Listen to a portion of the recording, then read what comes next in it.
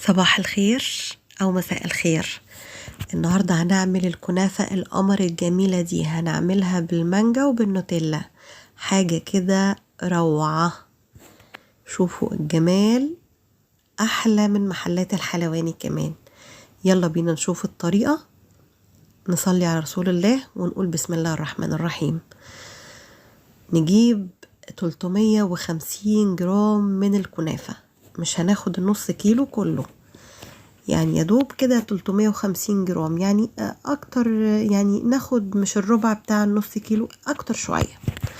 هنفتته بالشكل اللي انتوا شايفينه ده، نفتته ناعم قوي قوي قوي. بسم الله الرحمن الرحيم. صليتوا على النبي، اللهم صل وسلم وبارك عليك يا حبيبي يا رسول الله. حطيت 3 معالق من السكر البودر، ودول 3 معالق من السمنة البلدي. هنقلبهم كويس بالشكل اللي انتوا شايفينه ده علشان نحمصهم كده على النار، ونقلبهم كده وياخدوا تحميصة حلوة على النار كده. نفضيهم كده في صاج او في صينية كبيرة كده ونقلب على النار. بسم الله الرحمن الرحيم. تقلبيهم بالشكل ده حتى يعني لغاية كل الكنافة بتاعتك ما تتشرب السمنة خالص خالص، وتحطيها على النار علشان تاخد اللون الذهبي. اخدت اللون القمر ده، ونجيب بقى كوباية كريم شانتيه، وعليهم نص كوباية من المية المتلجة جدا جدا. نضربهم كويس لغاية ما يبقوا بالشكل اللي انتوا شايفينه ده. نجيب بقى طبق من الاكريليك عند اي حد من بتاع مستلزمات الحلواني، وسعره بسيط. حطيت كده الكريم شانتيه في كيس من اللي هم بتوع التلاجة دول، لو ما عندكيش كيس التزيين. حطيته كده وفرشت كده الكريم شانتيه وعليه الكنافة. نزلت عليهم كده بالكنافة واحدة واحدة معاكم بكل خطوة، ونوفر الأسعار الباهظة بتاعة المحلات، وأسعار الطبق ده بيعدي 300 جنيه. حطيت كده الكنافة بالشكل ده، وننزل كمان بباقي الكريمة كده شوية، ونفردها برضو طبقة تانية. فردتها كده بطبقة خفيفة من الكريمة، مش تقيلة قوي. هنجيب بقى الشوكولاتة السما دي او النوتيلا السما، وحطيت عليها معلقتين من الزيت، وحطيتها في الميكرويف وسيحتها بالشكل ده. معلقتين كبار من النوتيلا. طبعا الطبقة دي، الطبقة اللي في النص، هتحطي شوية من المانجا وتحطي شوية من النوتيلا اللي احنا مسيحينها مع بعض اهو. رصي كده عشوائي، لان دي بتبقى في النص، عادي عادي خالص مع بعض، واحدة واحدة، ومش هقطع اي حاجة ومش هحذف اي حاجة عشان نبقوا مع بعض واحدة واحدة اهو. فردت شوية من المانجا كده في النص، ونجيب بقى النوتيلا اللي احنا مسيحينها، نحطه برضو النص التاني. بسم الله الرحمن الرحيم. طبعا لما بتجيبيها مش بتبقى محشية كده الحاجات الجميلة دي، بتبقى يدوب الكريمة والكنافة وطبقة واحدة من النوتيلا والمانجا.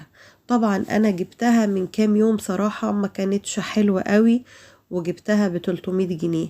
انتي اما تعمليها في البيت هيبقى الطعم احلى وهتوفر عليكي كتير. هنفرد كده شوية من الكنافة اهو. فردتها بالشكل اللي انتوا شايفينه ده. بسم الله الرحمن الرحيم. نحط بقى باقي الكنافة.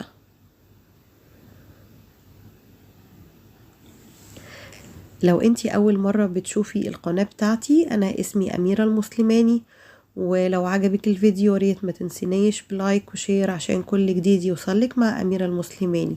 ده ربع كوب من القطر او من السيرب او الشيرة. حطيتهم بالشكل اللي انتوا شايفينه ده علشان التسكيرة بتاعتها انا ما حطيتش فيها غير معلقتين سكر في الاول. طبعا في الكريم شانتيه ده كريم شانتيه خام، مش بيبقى فيه مش بيبقى فيه خالص السكر ولا حاجة. طبعا اما تعمليها بتبقى الحلويات بيحلوها جدا جدا وبتبقى مسكرة قوي. لا دي اما تعمليها هتجربيها مش هتبقى مسكرة وهتبقى جميلة جدا جدا. فردتها بالشكل الجميل اللي انتوا شايفينه ده. بسم الله الرحمن الرحيم. فردناها وبقت شكلها حلو بالشكل ده. علشان بقى ايه نبدأ نحط كده عليها المانجا والنوتيلا بتاعتنا. طبعا ايه ننضف طبعا الطبق من حوالين كده ليه الكريمة اللي طالعة بره الطبق عشان يبقى الطبق نضيف زي الفل. نضفناه كده ونبدأ بقى ايه نرص المانجا. طبعا شوفوا ما شاء الله انا عاملة السلايس سميك شوية علشان يبقى طعم المانجا حلو. انا مش بحط اي صوصات عليه ولا حاجة. حتى الجيليو مش بفضله لانه بيسكر لي الحاجة. انا بحبه خفيف كده. طبعا في المحلات زي ما قلت لكم جبتها ب 300 جنيه وكانت مش حلوة وكان عليها طبقة مانجا خفيفة جدا جدا. شكلتها بالشكل اللي انتوا شايفينه ده. ادي نص كده بالمانجا والنص التاني ايه هنحط عليه النوتيلا. هنفرد بقى كده النوتيلا اللي احنا مسيحينها في الميكرويف واحدة واحدة كده. بسم الله الرحمن الرحيم. صلوا على رسول الله. اللهم صل وسلم وبارك عليك يا حبيبي يا رسول الله. ادي فردتها كده. شوفوا في حتت من الشوكليت ما كانتش دايبة ولا ايه اهو. بسم الله الرحمن الرحيم. فردتها كده بالشكل ده واحدة واحدة. بقت معانا كده ايه بالشكل ده. تزيني بايه تحطي بقى ده كريسبي من الشوكليت